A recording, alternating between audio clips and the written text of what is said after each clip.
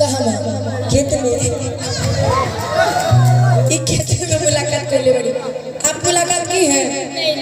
नहीं तू मुलाकात कर लो। कहाँ अभी आपसे मुलाकात हमरा से ना करे के बा। प्यार वाला मुलाकात कौन वाला भैया?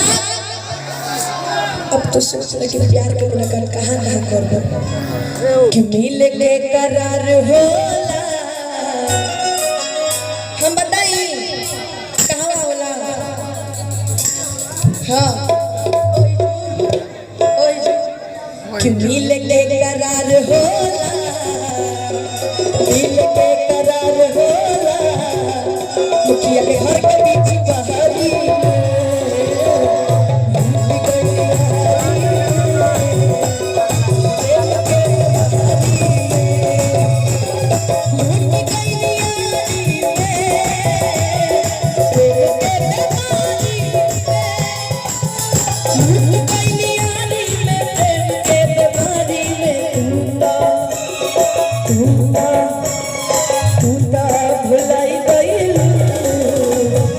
खाली समनवन पकला से काम बना चल तेरे ताके के पड़ला जबरा फैनी है लोग है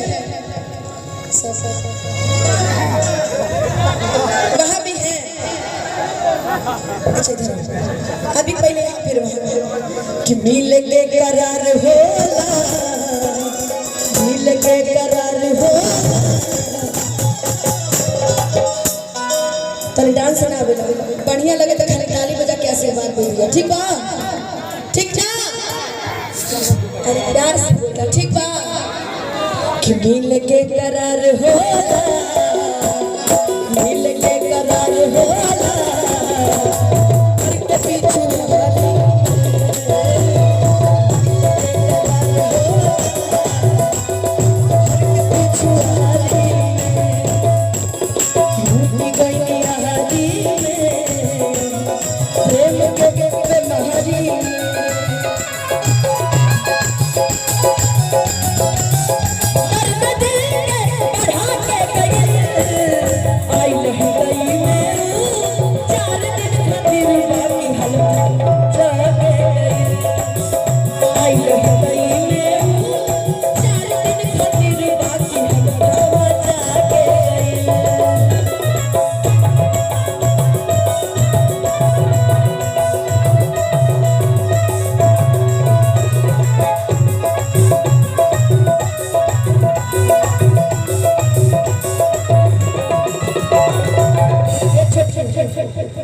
छोटी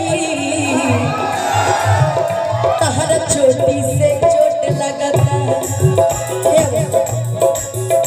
तू रहो घर का और चलो तू रहो ए पार्टी के ई रही ए पार्टी के तू हमरे में रहो। आ चांदनी रही ए पार्टी के। अब देखे के बाद कि बेजोड़ कौन बना। ठीक बा? बेजोड़ कौन बड़ी? तहार वाली तहारे वाली नू बात